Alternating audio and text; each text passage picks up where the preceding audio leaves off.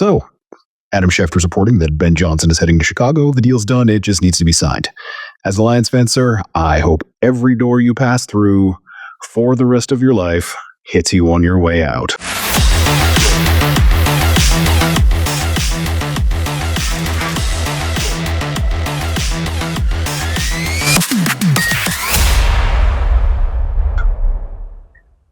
And also, was that prank we saw on social media last week real, or just a way for the Bears quarterback Caleb Williams to put his opinion out there about who the head coach should be without creating a massive media backlash about him trying to meddle with the team? You decide. I don't really care. Not my team. Not my thing. But what should Lions fans be thinking here? That depends on who goes with him and who replaces him. And there are a few potential in-house options that the Lions could exercise here.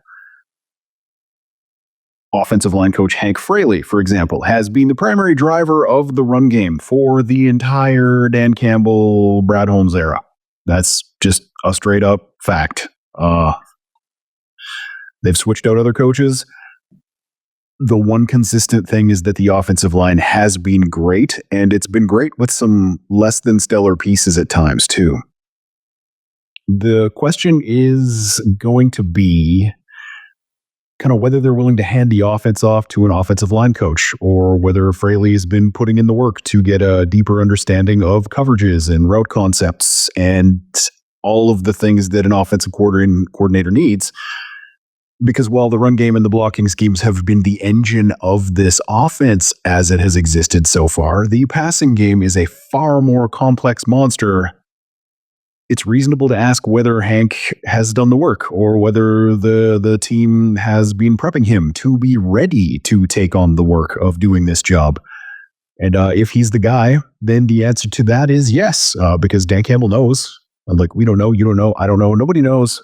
Dan Campbell is probably pretty sure whether Hank Fraley can take that job on or not, or at least he's going to have an opinion.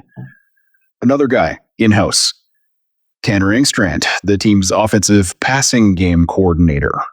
There was some hubbub when they hired a passing game coordinator for the defense about whether that guy was going to take on both jobs.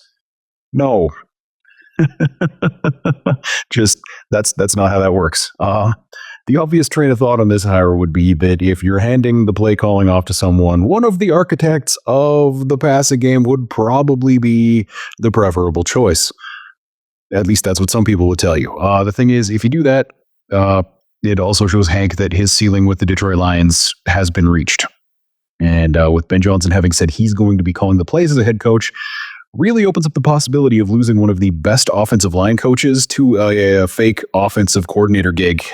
That isn't really a full offensive coordinator gig, but could be a stepping stone to either a real offensive coordinator gig or even possibly a head coaching gig. But you don't give someone an offensive coordinator gig because they might 2 stops from now turn Ben Johnson's head coaching gig into their own head coaching gig. That's not how that would work. That would be ridiculous. I may or may not edit that out. We'll see how much I care about you guys. Third in-house option is running backs coach Scotty Montgomery. Promotions were based on their current job performance. It would be hard to argue against Montgomery as the guy. The Lions running back route is not cheap, but their $14 million cap hit in 2024, while it's in the upper half of the league, nobody is complaining about the value that they got out of that money. Even when they're missing Sonic or Knuckles for a game or two, the Lions run game works just fine. Some would say it's because they have one of the best offensive lines in the league, and I would probably agree with that. But you can't really ignore Scotty Montgomery as a potential candidate either. The dark horse, as far as internal hires goes, is quarterbacks coach Mark Brunell. He hasn't been an NFL coach for all that long. The Lions gig is his first spot in the NFL as a coach, but a decade of, playing quarterback at a Pro Bowl level has him more than familiar enough with the concepts I would be concerned with from either Fraley or Montgomery. Most of these guys are Dan Campbell hires. Hank was here when Dan Campbell arrived as the holdover with Johnson from the Matt Patricia era. We always forget that. Not everything Patricia did was bad, just everything but that. But what if Dan has been staring into the abyss of this coaching change that we all knew was coming at some point, any time in the last 2 off seasons? This could have happened. Now it's done. What if he's been looking at that and kind of thinking that none of these guys are what he wants as an offensive coordinator? Because that is always a possibility. He knows in his mind whether any of these guys are up for that gig. And if his answer is no, what happens then? Well, if you'll recall, he has taken the reins of the play calling over at times. And it worked out pretty well relative to Anthony Lynn, who people forget was one of the most lauded assistant coach hires of that offseason, because he was supposedly going to come in and be able to just take over the offense and not have meathead Dan Campbell have to worry about it. But under Anthony Lynn, the Lions went 0-8, and they scored 20 points once in that entire 8-game stretch. And it was basically the second half was garbage time in week 1. And they put up a few points against the 49ers after the 49ers took the foot off the gas. They'd gone 0-8, 120-point game. And then Dan Campbell took the reins. He took over the play calling on game day. That same roster averaged 21.2 points per game with Dan handling the play calls. They went 3-4-1 after starting 0-8. So it's going to be fine, is what I'm getting at. And the players that he has access to are so much better than those ones were. And we're not starting Tom Kennedy anymore. Let's just say that. That's really mean to Tom Kennedy. Basically, if the answer is that none of those guys have shown him exactly what he needs to see to hire them as the offensive coordinator, he'll be fine. He'll do the play calling himself, maybe only for half a season like he did, just to get somebody's feet underneath them a little bit better, put somebody in kind of the offensive coordinator but not offensive coordinator spot. And just get ready and have the season. It should not be a problem at all. It'll be the top assistant handling the meetings, all of those guys that I've just mentioned collaborating on play design, collaborative game plans, and the head coach taking the reins on game day to drive the car. But are there any external candidates I think the Lions should look at? Oh, of course there are. I think I wouldn't cover that. Here's my top 3. Number 1, actually, these are not in order. These are just 3 guys that I think would do well as the Lions offensive coordinator. Josh McCown has less coaching experience than Mark Brunell, but I would like this move for the same reasons that I think Brunell would be a reasonable option here. This man has spent his entire adult life studying various offenses and defenses at the NFL level. He knows coverages, he knows blocking schemes, he knows all of these things as well as any person in existence, because it has been his job, the only job he has ever had, to know these things.